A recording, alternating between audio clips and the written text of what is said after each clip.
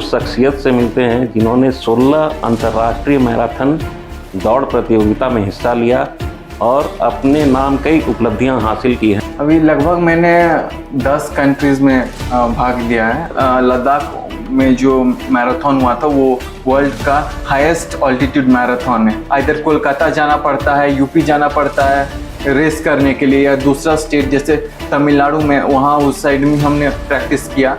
मतलब प्रथम भारतीय हूँ जो इतना अच्छा कर रहा हूँ रनिंग में, यूरोप में रह के, जो नॉन प्रोफेशनल है। तो इंडिया में भी रिसर्च का बहुत ज़रूरत है और नैनो टेक्नोलॉजी में पढ़ाई और इसमें प्रैक्टिकल लेबोरेटरी का बहुत आवश्यकता है। नॉन प्रोफेशनल मैराथन रनर हैं जो न सिर्फ झारखंड का बल्कि देश का भी नाम रोशन कर रहे हैं।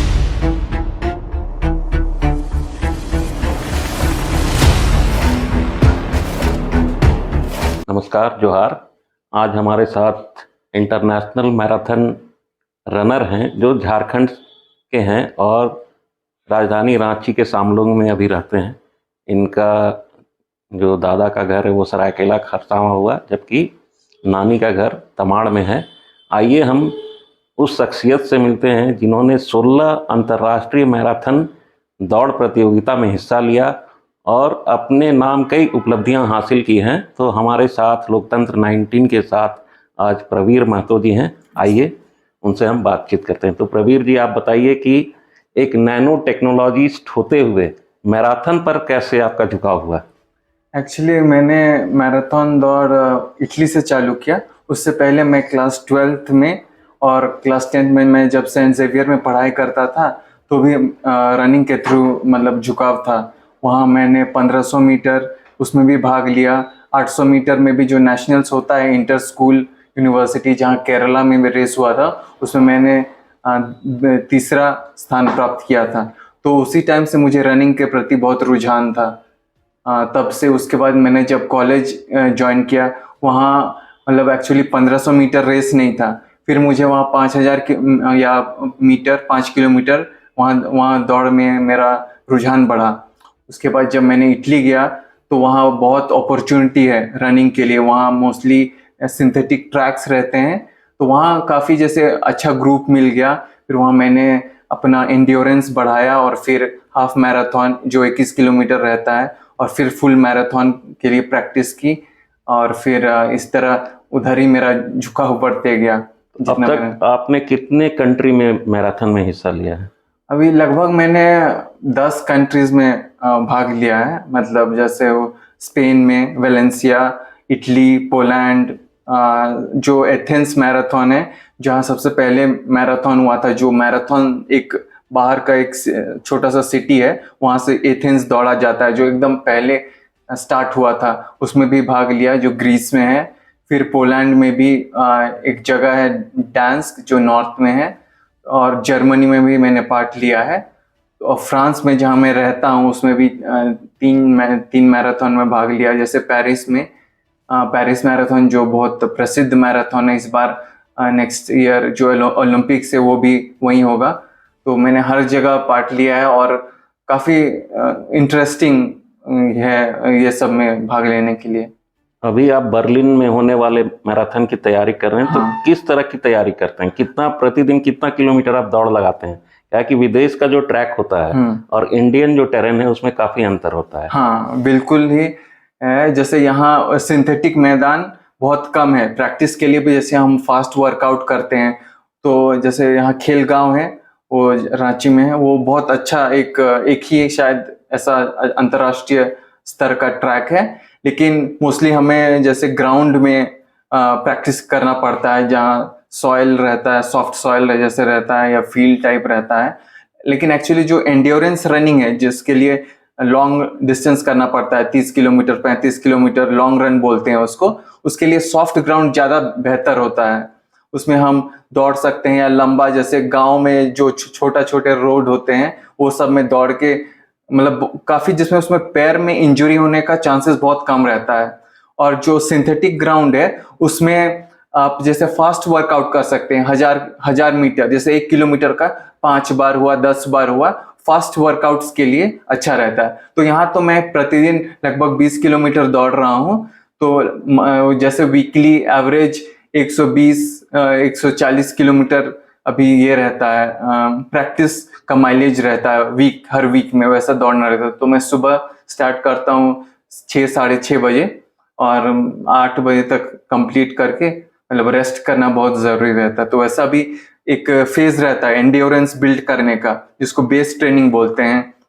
तो वो हम जैसे मैराथन का 3 सेक्शन में उसको प्रैक्टिस को डिवाइड हम लोग कर सकते हैं। तो पहला जो हुआ वो बेस ट्रेनिंग हुआ, उसमें हम लोग जितना लंबा हुआ उतना दौड़ सकते हैं, लेकिन स्लो स्पीड से दौड़ते हैं। फिर आता है स्पीड, तो उसमें हम लोग फास्ट, तब ट्रैक में ट्रेनिंग इंपॉर्टेंट रहता है, 1 किलोमीटर 2 किलोमीटर। और आखिरी हुआ थोड़ा सा पेस ये करने के लिए, जैसे शॉर्ट डिस्टेंस 400 मीटर हुआ, 800 मीटर, उसमें फास्ट ये करके अपना फ्रीक्वेंसी, लेग फ्रीक्वेंसी, केडेंस हुआ, उसको बेहतर करना रहता है। तो ऐसे फेज में बांटा जाता है एक मैराथन ट्रेनिंग के लिए। आप लद्दाख में भी आप पार्टिसिपेट किए हैं, तो लद्दाख, रांची का जो टेरेन है और लद्दाख का, दोनों हिली टेरेन है। हाँ। लद्दाख, तो लद्दाख में कैसे, किस तरह की कठिनाइयां हुई, परेशानियां हुई थी आपको? हाँ, एक्चुअली रांची और लद्दाख में बहुत अंतर है। लद्दाख में जो मैराथन हुआ था वो वर्ल्ड का हाईएस्ट ऑल्टीट्यूड मैराथन है। तो वहाँ एक्चुअली मुझे 10 दिन लगा एक्लिमेटाइज होने के लिए। वहाँ ऑक्सीजन की कमी रहती है, तो हम वहाँ 10 दिन पहले गए थे। फिर वहाँ थोड़ा स्लो प्रैक्टिस किए। वो काफ़ी दिक्कत होता है, जैसे हम नॉर्मल जो ट्रैक हुआ या नॉर्मल रांची में हम लगभग 2 घंटा 40-45 मिनट में अपना मैराथन कंप्लीट कर सकते हैं, लेकिन वहाँ वही 3 घंटा 10 मिनट 20 मिनट ऐसा लगता है। मुझे 3 घंटा 28 मिनट उस टाइम लगा था। उतना मैं प्रैक्टिस करके नहीं गया था, लेकिन वहाँ ऑक्सीजन की कमी होने के कारण, मतलब वहाँ एक्लिमेटाइज होना बहुत जरूरी है। 15 दिन हुआ 20 दिन रेस से पहले, नहीं तो वहाँ कंप्लीट करना ही एक बहुत बड़ा चैलेंज रहता है वैसा ये सब में। जैसे वो वर्ल्ड का हाईएस्ट है 3500 मीटर ऑल्टीट्यूड में है, रांची लगभग 650 मीटर में है। तो बहुत, जब भी हम लोग 1000 मीटर के ऊपर ऑल्टीट्यूड में जाते हैं तो ऑक्सीजन लेवल कम होने के चलते हम लोग को वहाँ थोड़ा सा सेट होना पड़ता है प्रैक्टिस करने से पहले या रेस। झारखंड में बोला जाता है कि काफी प्रतिभा है, तो एथलीट क्यों नहीं ग्रो कर रहा है? एथलेटिक्स क्यों उतना पिछड़ा हुआ? सिर्फ हॉकी में ही ज्यादा लोग जाते हैं। हाँ, हॉकी तो या मैराथन का तो कभी नाम नहीं सुना कि कोई झारखंडी मैराथन भी कंप्लीट। एक्चुअली हॉकी तो यहाँ एक बहुत अच्छा ट्रेडिशन है। हॉकी का है, आपका तीरंदाजी का है, आर्चरी का है, लेकिन रनिंग में लगता है उतना अच्छा ट्रांसपेरेंट सिस्टम का कमी है यहाँ झारखंड में। मैंने जैसे होटवार गए थे तो उतना क्लियरली, जब मैं प्रैक्टिस कर रहा था उतना क्लियर डिवीजन नहीं रहता कि कौन सा एथलीट क्या में भाग ले, या प्रैक्टिस उतना कंसिस्टेंट नहीं रहता। मोस्टली हम अगर माइंडसेट देखें एथलीट का, तो यहाँ का क्या रहता है कि आपको जॉब कैसे लेंगे प्रैक्टिस करके या स्पोर्ट्स में जाके, तो वो एटीट्यूड नहीं रहता है जो एक एथलीट में होना चाहिए कि मुझे मेडल जीतना है देश के लिए, और आगे बढ़ना है देश को और गौरवान्वित करना है, वैसा एटीट्यूड नहीं रहता है। तो मोस्टली जॉब ही एम रहता है, इसलिए वो स्तर पे नहीं पहुंच पाते हैं। एक कुछ अगर सरकारी नौकरी मिल जाता है तो फिर उन लोग अपना एम वही तक उन लोग का रहता है, उसके आगे का नहीं रहता। तो इसीलिए वो इस कारण भी आगे नहीं बढ़ पाए। और जैसे कंपटीशन की बहुत अभाव है यहाँ। अभी लास्ट मार्च में कोल मैराथन का यहाँ CCL कराया था। हाँ, आयोजन हुआ था, लेकिन उससे पहले 3-4 साल में कोई कंपटीशन ही नहीं हुआ। यहाँ के लड़कों को आपको इधर कोलकाता जाना पड़ता है, यूपी जाना पड़ता है रेस करने के लिए, या दूसरा स्टेट जैसे तमिलनाडु में, वहाँ उस साइड में हमने प्रैक्टिस किया। तो हमने देखा कि वहाँ हर वीक या हर महीना में 2 बार कम से कम कोई प्रतियोगिता होता है। तो उससे एक एथलीट का उसको एक गोल मिलता है कि हाँ ऐसा हम प्रैक्टिस करेंगे तो हम कुछ जीत सकते हैं, प्राइज मनी जीत सकते हैं, या फिटनेस भी होता है और बहुत पॉजिटिव ये रहता है। तो इसमें यहाँ प्रैक्टिस का भी कमी हो जाता है, कंसिस्टेंट प्रैक्टिस का। इंडिया में मैराथन रनर के लिए सबसे बढ़िया कोचिंग संस्थान या इंस्टीट्यूट है क्या, जिससे जैसे मैंने मैराथन के पहले 8-10 दिन पहले वहाँ जाके कोचिंग लें? हाँ हाँ, जनरली ऊटी में हम जब प्रैक्टिस करने गए थे तो वहाँ एथलीट सब रहते हैं, और उत्तराखंड में भी है। उत्तराखंड में मुझे रानीखेत उधर एक नितेंद्र सिंह रावत करके बहुत इंटरनेशनल ओलंपियन रनर है, उधर उन लोग अपना एक बेस बनाया हुआ है प्रैक्टिस करने के लिए। और ऊटी में भी है, वहाँ हाई अल्टीट्यूड ट्रेनिंग होता है जो मोस्टली आर्मी कराता है। वहाँ मद्रास रेजिमेंट है, उन लोग के अंडर में प्रैक्टिस होता है। लेकिन वही हुआ कि मोस्टली बहुत कम लोगों को वो ये अपॉर्चुनिटी मिलता है वहाँ प्रैक्टिस करने का, क्योंकि मोस्टली आपका रेस भी बहुत दिनों बाद होता है। तो इसलिए जैसे वो रेस वाला एक इंटेंट में नहीं रहते हैं, उन लोग को रहता है कि अगर 4 महीना के बाद है तो उसी पे फोकस करना रहता है। तो इसलिए थोड़ा सा मतलब प्रैक्टिस में अभी तो इस साल हमको नहीं लगता है कि कोई इंडिया से क्वालिफाई भी कर पाएगा ओलंपिक्स के लिए, क्योंकि अभी 2 घंटा 8 मिनट 30 सेकेंड या 10 मिनट ऐसा का कट ऑफ टाइम हो गया है, 2 घंटा 10 मिनट 30 सेकेंड का। तो अभी इंडियन एथलीट्स में 2 घंटा 15 मिनट है जो लोग पहुंच पाए हैं। तो काफ़ी जैसे वर्ल्ड लेवल में स्टैंडर्ड्स और बढ़ रहे हैं, और अभी इंडिया में थोड़ा स्टैंडर्ड्स की अभी ज़रूरत है उस लोगों को पिकअप करने के लिए। आप एक साधारण फैमिली से बिलोंग करते हैं, आपके फादर हाई कोर्ट में हैं, हाँ। मदर भी हाई कोर्ट में हैं, तो फैमिली का सपोर्ट कैसे मिलता है? आप फ्रांस में रहते हैं, पढ़ाई कर रहे हैं। मतलब फैमिली का सपोर्ट तो जैसे हमको कभी ना नहीं बोलते हैं स्पोर्ट्स को ये करने के लिए, मुझे नहीं करने के लिए, या तो उस हिसाब से हमेशा पॉजिटिव रहते हैं। कभी जैसे मैंने उनको एक प्रपोजल दिया था कि मैं ऊटी में अभी लास्ट नवंबर में ट्रेनिंग करूंगा, तो कभी ऐसा नहीं बोले कि नहीं अभी मत जाओ, अभी अपना मतलब सिर्फ पढ़ाई में ध्यान दो, ऐसा कभी नहीं है। तो हमेशा सपोर्ट मिला है, क्योंकि वो लोग काफ़ी पॉजिटिव है। रिजल्ट्स भी देखे हैं कि मैंने पहले से ही ये रनिंग के प्रति रुझान है, या स्पोर्ट्स के प्रति। मैं पहले क्रिकेट भी खेलता था थोड़ा बहुत, तो इसलिए घर से पूरा सपोर्ट मिला है। फ्रेंड्स से भी काफ़ी सपोर्ट मिला है। जो भी जैसे अभी ट्रेनिंग के लिए यहाँ जाते हैं तो कोई अगर फ्रेंड रहता है तो लोग आते हैं मेरे साथ में ट्रेनिंग करने, या हमको जस्ट ऐसे ही लुक आफ्टर करने।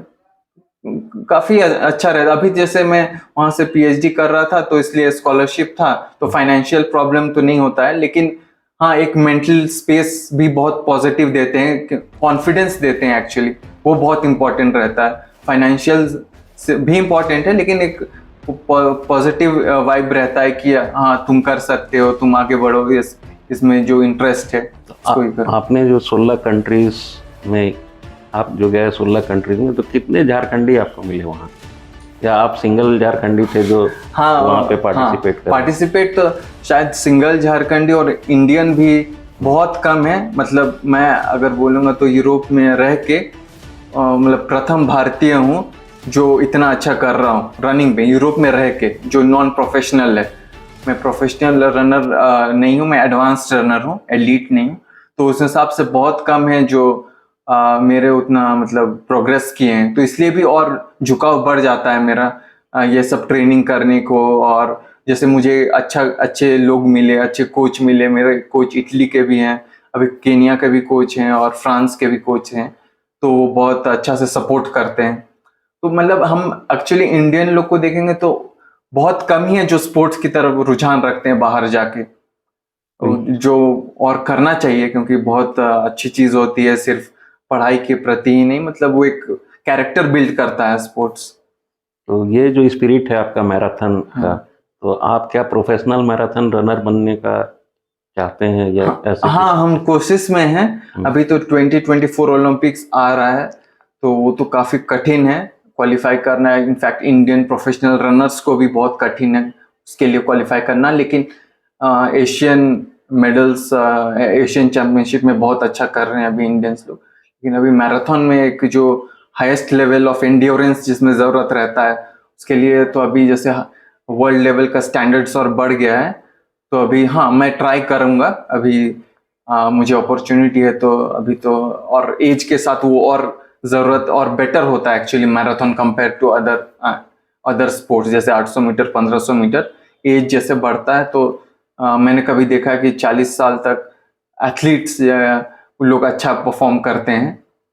कोई ये यूएस के एथलीट थे, काफ़ी मतलब 40 साल में अभी ओलंपिक्स में मेडल जीतते हैं या पार्टिसिपेट करते हैं। तो अभी है, अपॉर्चुनिटीज़ हैं। आप नैनो टेक्नोलॉजी की पढ़ाई कर रहे हैं, हाँ। तो नैनो टेक्नोलॉजी का क्या है, इंडिया में क्या स्कोप है? हाँ, यहाँ इंडिया पे सिर्फ बीआईटी मेसरा में ही नैनो टेक्नोलॉजी और कुछ संस्थानों में होता हाँ है। आपका आईआईटी गुवाहाटी में है, जो मेरा फील्ड में है उसमें आईआईएससी में है, और दो प्राइवेट में एमआईटी में भी है। तो नैनो टेक्नोलॉजी अभी एक्चुअली मैं मोस्टली सेमीकंडक्टर इंडस्ट्री तरफ मेरा झुकाव है।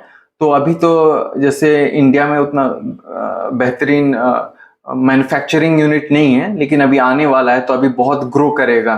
तो नैनो टेक्नोलॉजी का अभी बहुत ज़रूरत है, क्योंकि वो एडवांस्ड लेवल ऑफ रिसर्च है।